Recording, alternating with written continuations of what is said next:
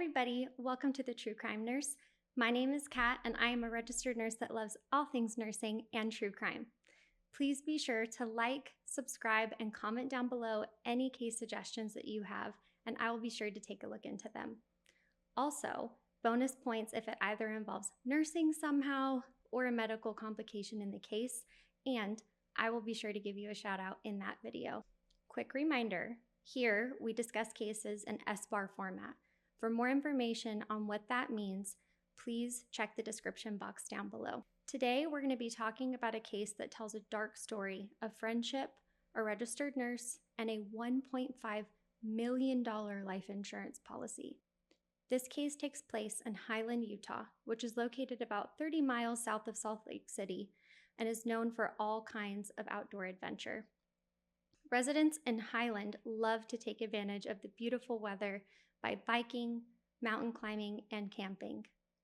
I personally have only been to Utah a couple of times, and both times were in a couple feet of snow. So sadly, I didn't get to experience some of Utah's best activities, unless you count building a snowman. But on August 12th, 2024, this peaceful town was disrupted by a worried 911 call. Mark Farnsworth came to check on his niece, Kacee Lyn Terry, and found her unresponsive in her home. Also present was her concerned roommate and nurse, Meggan Randall Sundwall, who had not called 911, despite knowing of her condition. Meggan told Kacee's uncle that she'd been struggling this way for a couple of hours and didn't do anything about it. As a nurse, we're hardwired to help those in need. We run towards people that are sick and in pain, not away from them. But why did she go against her training? Meggan told Mark and later told the police that Kacee was a DNR and did not want to go to the hospital. This also explains why she stood by and did not help her. For those that are not aware, DNR stands for Do Not Resuscitate. This can mean slightly different things depending on the person's wishes, but in most cases though, a DNR would indicate that they don't want CPR performed on them. Now, CPR stands for cardiopulmonary resuscitation. Most of you will know this from seeing it on TV when people's chests are being pressed on and someone suddenly yells, "There's no heartbeat, shock!" But this is far from what that process actually looks like. First of all, you don't shock a heart that is not beating. That's a TV myth. Next, CPR, it's painful. Oftentimes, bones are broken during the deep and rapid chest compressions, and you get intubated and ventilated during the process. Some people opt out of intubation, and in those cases, that would actually be called a DNI, or do not intubate. Others say that they want to be intubated and put on a ventilator and be given medications, also known as chemical coating, but no chest compressions. These are all examples of different types of advanced directives. The longer these codes and CPR go on for, the higher the risk of complications and even death. Knowing all of this, though, it makes sense why so many chronic illnesses or elderly people, they choose to become a DNR. But why would 38-year-old Kacee be a DNR, according to Meggan? We can only speculate based on what's known, but a DNR status was never located or verified. Kacee's Uncle Mark had described in the 911 call that it sounded like his niece was drowning, and he had extreme concerns about her well-being. Meggan left quickly before the paramedics even arrived, despite the emergency. Again, for a registered nurse, very odd behavior. When paramedics arrived, they immediately began doing all that they could do to save Kacee's life and transported her to Mountain Point Hospital in Lehi, Utah. Something that most people don't think of, though, is that when paramedics show up on the scene, they're not only taking care of their patient, but they're also very aware and taking note of what's going on around them. When Kacee arrived at the hospital, she was in critical condition. and they checked her blood sugar. The machine only said low. Now, if you're not familiar with glucose monitors, the parameters are set in a way that if you ever see the words low or high and no numbers in the hospital, and it's been double checked, you know something is seriously wrong. At this point, the nurse would have to contact a doctor and report that critical lab result immediately to receive orders. When this happens, typically you then need to draw blood work to get an accurate read on the patient or victim's blood sugar because the machine can't detect it. Kacee's blood sugar was 14. You heard that right, 14. Now, I've worked in critical care and the ER and other settings, and I have never seen a glucose below 20. Below 40 is critical if the person's unstable, and in this case, Kacee was extremely unstable with life-saving measures in place. How did her blood sugar even get that low? Was she sick, or did something else happen? Kacee's sister notified the hospital that she'd been suffering from terminal leukemia for 4 to 5 years. Despite the staff's best efforts, Kacee was declared brain dead on August 15, 2024, and this news was a total shock to her family and friends. There are still so many questions left unanswered.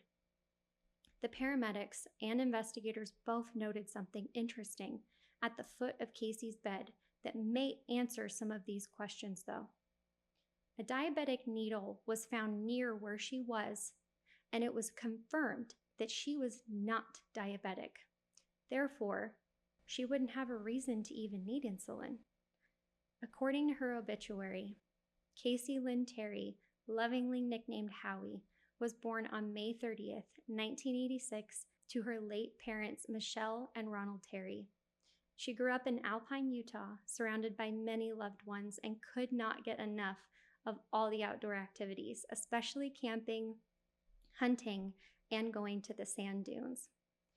Kacee was known to be a total social butterfly, which I can personally relate to. She attended Alpine Elementary, Mountain Ridge Junior High, and then Lone Peak High School. Although she was social, she did have a best friend named Michelle. I think it's really sweet that although she was friendly with everyone, she had her one person that she kept throughout her life as her closest friend. Friendships like this are so valuable and rare because those people become family. One of my best friend's daughters, G, watched my last video, and it made my whole day to be her so excited, and I cherish that bond. One of Kacee's biggest dreams in life was to become a mom, though she was like a mother to so many, according to her family. She did get married and had a stepson named Kacee, who she loved as if he were her biological son, despite the marriage ending. Kacee also had a dog named Bella, who she cherished. I feel like that counts as being a mom because my fur babies, though one is gone, are my literal children. Let me know if you agree in the comments down below. For work, Kacee helped disabled adults at a company called Chrysalis or Chrysalis. I'm sorry if I butchered that, guys. Unfortunately, because of her health declining, she eventually was no longer able to continue working, but she was so passionate about helping others and loved her job.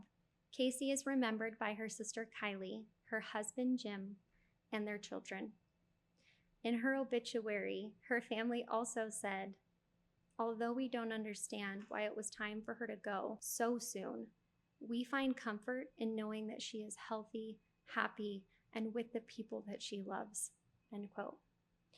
Something that needs to be clarified about Kacee, though, is that she's the one that told her family and friends that she had leukemia.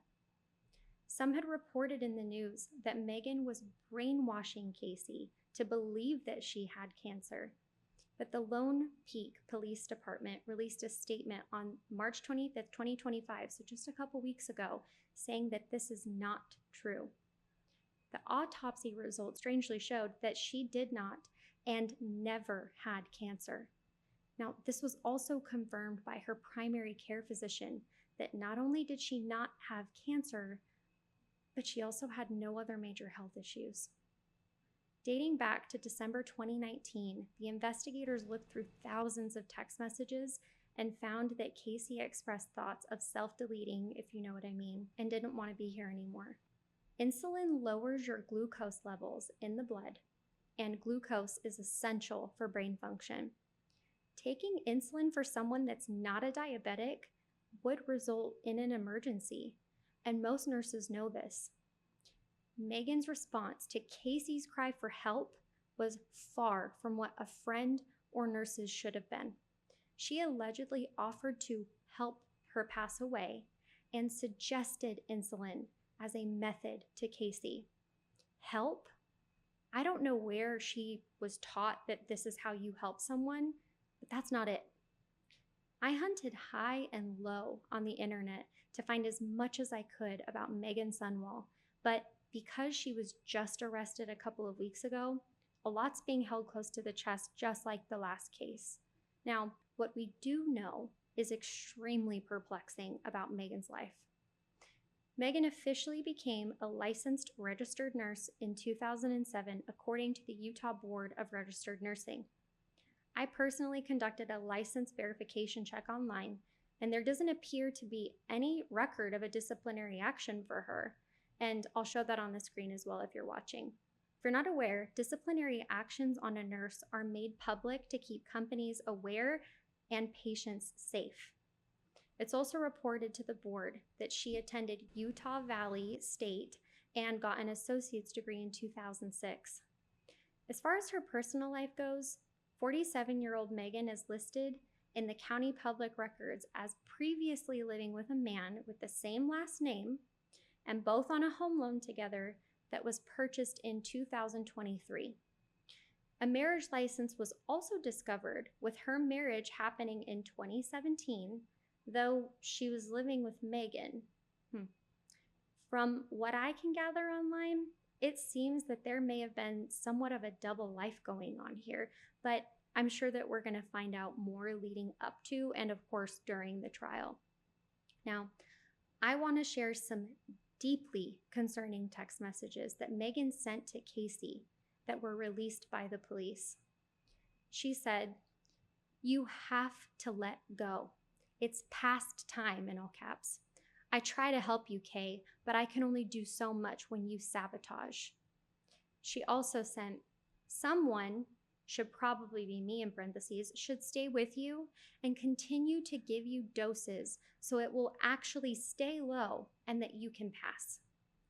And another message, she also stated, "If you dying would get me out of this mess and darkness that I'm in now, I would take it." Freaking psychopath. I have no other words. It was no secret that Meggan Sundwall was in a terrible financial situation, which only adds to the mystery surrounding her personal life. Her finances were described as dismal, and there are reports that she's in quite a bit of debt to the state. This was something that she talked about a lot to Kacee, and this was her solution, allegedly to kill her roommate.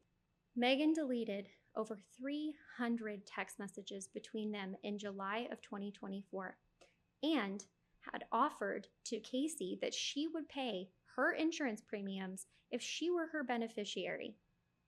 Kacee then reassured Meggan that she was her beneficiary and instructed her to search her room after she passed away so that she could collect the money.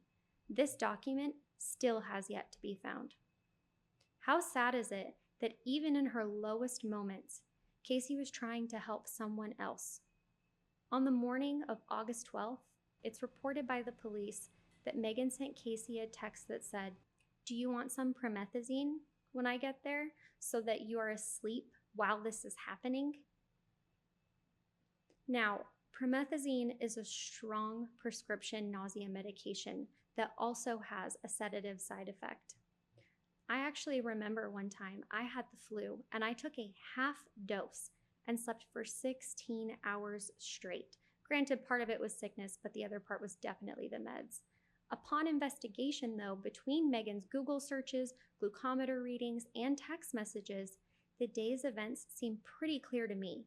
Meggan sedated Kacee then repeatedly and lethally dosed her with insulin until she was struggling to breathe, and then her uncle showed up and called 911, allegedly. Shortly after Kacee died in the hospital, Meggan wasted no time in contacting the insurance company. Much to her surprise, though, she was told that Kacee did not even have a life insurance policy. I took a look around on Reddit to try to find some additional information about Meggan, and I came across this comment. Someone stated that they knew her personally, and those that knew her were totally shocked by the news of her arrest. In a statement made by the police department, 47-year-old Meggan Randall Sundwall has been officially charged with the following crimes, and I will read it as it's written. Aggravated murder, meaning the actor committed homicide for financial gain, and the actor committed homicide by means of the administration of a poison or of any lethal substance or of any substance administered in a lethal amount, dosage, or quantity. She was also charged with first-degree felony for the murder of Kacee Lyn Terry and obstruction of justice. A first-degree felony aggravated murder could carry anywhere between 25 years to life in the state of Utah. Prosecutors also have the option of pursuing the death penalty against anyone charged with this crime. I hope they throw the book at her. But in Meggan's case, prosecutors have not yet said whether or not they're going to be pursuing the death penalty. Meggan has been in custody and held without bail, and per the news, she still has yet to secure an attorney. Now, I want to read you Kacee's sister's response to the police department statement that was released on Facebook. As Kacee's only sister, living immediate family member, and longtime resident of Alpine with many family and friends there, I feel the need to make a comment because of all the questions and comments we are getting. The day that I was told by doctors that my little sister was brain dead and I needed to take her off of life support was one of the hardest days in my life. Them telling me that it could take hours to watch her die because she was a healthy 38-year-old was a huge kick in the stomach to us all. There are still so many unanswered questions to this case that one day we hope to have answers for. I personally have taken Kacee to doctor's appointments, picked up medications from pharmacies, and sat with her while she threw up violently for hours and hours straight. To be told that she was okay was quite a shock. There are only 3 things that are for sure to me right now. 1, Kacee is dead. 2, Meggan killed her for money that didn't exist. 3, it was not assisted self-deleting. Kacee had a job and a car, and she had just had a knee replacement and was doing so much better. She had a positive outlook on life and a dog that meant the whole world to her. Her attitude, health, and demeanor were all so positive in her last weeks. If you knew Kacee, you knew how much she loved Bella, and there is no way that she would leave her behind. Kacee was loved by so many people, and she loved so many people. We don't know answers yet, but please be respectful in your comments. Our family sees them, and they don't make this any better." End quote. I felt it was important to allow Kylie, Kacee's sister, to speak up for Kacee. I can't imagine the pain and confusion and grief that they must feel from not only losing their loved one, but also knowing that she was healthy. The fact that a registered nurse took her knowledge and skill set and used it for harm instead of good feels like such a violation and a spit in the face to our profession. We take an oath to advocate for people and do no harm, and someone as evil as Meggan completely disregarded that. She is selfish, and I don't care how her attorney tries to spin this. That's the truth. She is selfish. She really thought that she found a way to resolve her financial struggles at the expense of someone else's life. As nurses, we are mandated reporters, so when Kacee came to Meggan with the feelings that she was struggling with, what she is obligated to do is to report it and help her, not take her life. Kacee never deserved this. So much is still left unknown, and similar to the prior case, I will definitely keep you updated after the trial and likely post a follow-up video, but if not, it'll be in the comments. I will also link the family's Venmo, so if you're able to help donate, please, please do. If you made it to the end of this video, don't forget to comment suggestions down below. I cannot believe that after one video, we already have 40 subscribers. Ask my husband, I literally cried. I wish that I could hug each and every one of you. I will never forget any of you day ones as we grow. I love this community so much already. Thank you so much for being here. Please take good care of yourselves. Nurses' orders. See you next time. Bye.